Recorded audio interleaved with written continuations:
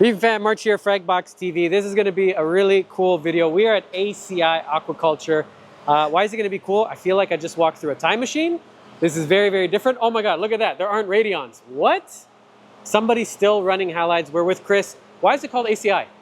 Amanda, Chris, Isabel, Isaac.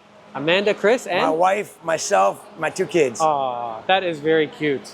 Very nice. Okay, before we go any further, I just want to tell you, everything you see in today's video is wholesale only. So if you have a shop, you have a store, we are in, this is not Orlando, where are we, about an hour? We're in Plant City, which is closer to Tampa. So how do people get in touch with you if they want to start giving you all their hard-earned dollars? What's the best way? Email, website? Go to the website, fill out an application. If you have a shop and it's legit. Do not email them if you're running out of your mom's basement. Go open a store and then you can email them after. If you're running out of your mom's basement and it is your only source of income, we can talk. Otherwise, we're not talking. I'm good at figuring out whether people are lying to me or not. He knows. He's been doing this a long time. This was not set up yesterday. How do I know? Those big, black, bulky things. If you're new to the hobby, you just got into it, and if you've never seen, this is called metal halide. This is the beginning. This is the crux of reefing. This is what we all started with. Why the hell are you still using metal it? halides and T5s, plus I use coral cares. So I do use some LEDs. A little bit of a Frankenstein. But why? Okay, tell me why still halide? Why still halide? Yeah. It's the only true light source you can get. LEDs aren't a true light source. Interesting. And when you're farming corals and it's what you do for a living, you want to make sure your corals are getting everything that they need that the sun offered them. Full spectrum. Corals adapt very well to LEDs. A lot of people take my words and twist them. And one of the things I've never said is LEDs don't grow corals. That is the biggest crock of BS I've ever heard in my entire life. LEDs obviously grow corals, but metal halides grow them better. So do T5s. And the proof's in the pudding. Look at it this is. stuff. I mean, it is 100%. You know, we've been doing this now for 18 years, and I don't think I'll ever switch from metal halides and T5s to straight LEDs. Just from all the experience that I've had with LEDs, I've never been happy with what I get out of them. They're not there yet. My growth isn't there, and honestly, the colors aren't there. Let me just grab one of these. Where do those boxes go? So you can't really turn off the flow. The best way is to use one of those acrylic boxes.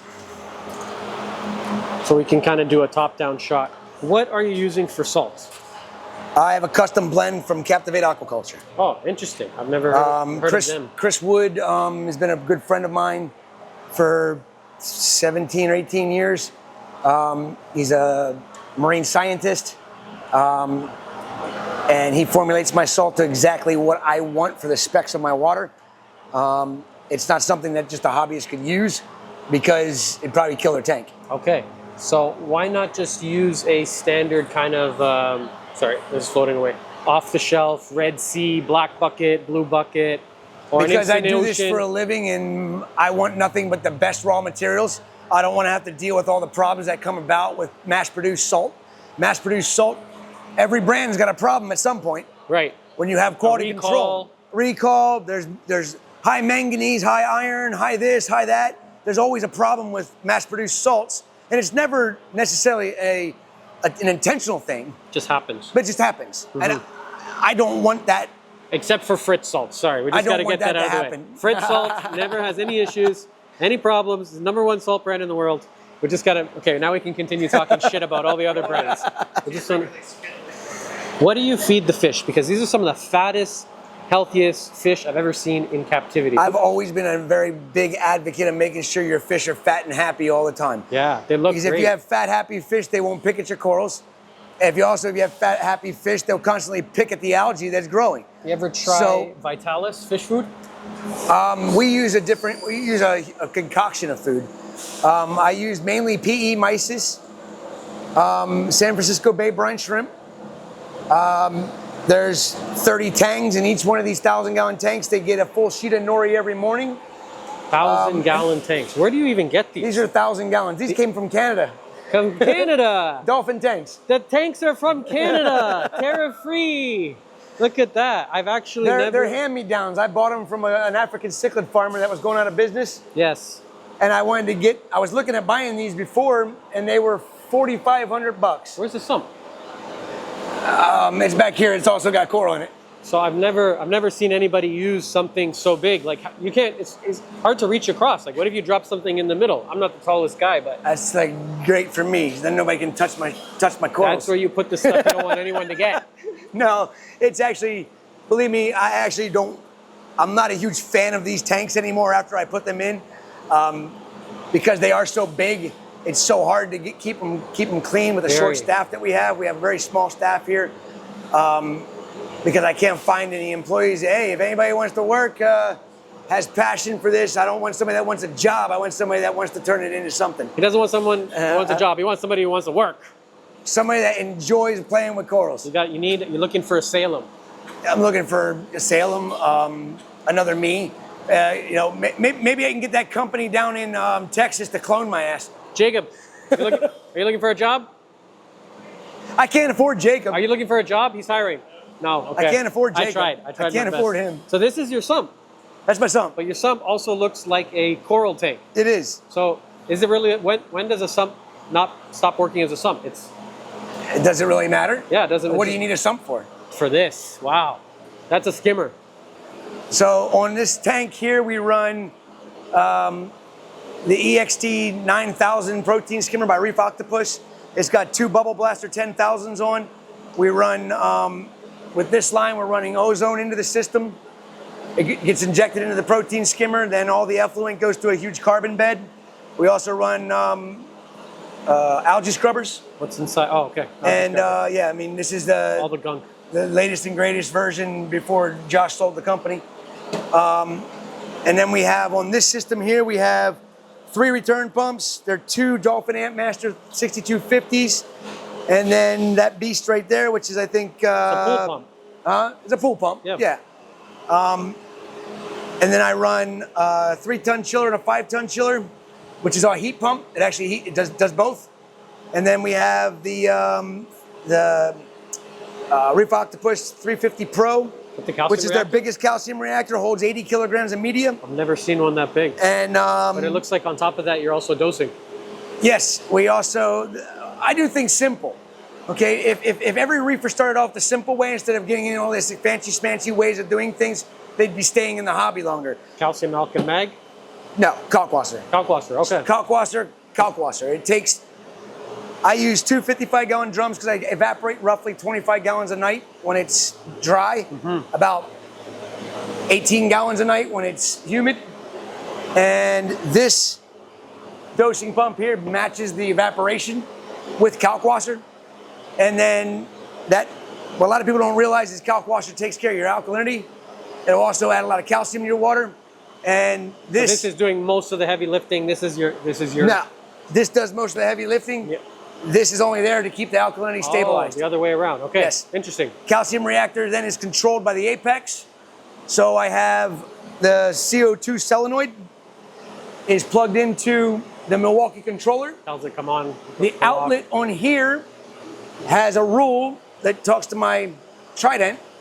So when my alkalinity test happens, if the alkalinity falls below 8.7, it'll turn it on. Just like right now. That means you really trust the Trident. I still double check it just in case. Twice a week. I don't trust any piece of equipment. This is like I am the control. You are it. You're him. How many? I use it so that it makes things easy on me. I mean, I can monitor my pH. I can dose by pH. I keep my pH at 8.3 nonstop. And this is the thing that reefers don't understand. Everybody says, chase your alkalinity, alkalinity, alkalinity. You can chase your alkalinity or you can chase your pH. If you keep your pH stabilized at 8.25, 8.3, it saves you a lot of money. Dosing alkalinity is a money pit. Well, one thing I noticed, like you said when I walked in, this is open air. Like, yes, this is open to the elements. Yep. If there's smog, if there's traffic from the highway, any of that stuff, it's all the dust, everything, all the pollen, everything comes right into the facility. So how many systems you have here? This looks like 1, 2. No, there's 1, 2, 3. I don't know why I can't think. There's 4, 5, 6, 7, 8, 9. And how many staff? 18,500 gallons. Almost 20,000 gallons, and there's how many of you here? 3. That's the gallon per employee ratio is very high. Very high. Very, very high. And I take care of the almost all of the systems. Is that because you're a perfectionist? You want stuff a certain way? Like No, because I can't find somebody that has any brains to do the job I want them to do. They want to do things their way most of the time. They last for a year, and then they start going away from my ways of doing things, and I just let them go. Yeah. Because this is my house. I'm not trying to sound like a jerk, but if you can't do what I want you to do, and I pay your salary, then you need to go find somebody else that you can dictate how you're going to run their facility. Yeah. Well, you need protocols. You need stuff done a certain way. And Each of our systems has a UV, a chiller, an apex. These two systems are the wild systems. They only have halides over the sumps. Normally the sumps are full of corals because I have an addiction. I buy too much and I have to have a place to put it, so I put it in the Welcome to the club. This is where I keep my acros. We got 8 coral cares over it. I've also got 2 280 gyres in here. How come coral care? Out of all radions, hydras, edges, that's a funny light to choose. Kessel. These are made by a company that developed the LED, for one, and these things are like a street lamp. I can take these things down and take them right outside, hose them off, put them back up, wet, and they run. If I did that with a radion, I tried radions. They're not waterproof. They broke. They didn't even last 3 months in my open air environment. It was a waste of time, waste of money. I guess the way you're set up, you have to really consider stuff like that. Yes.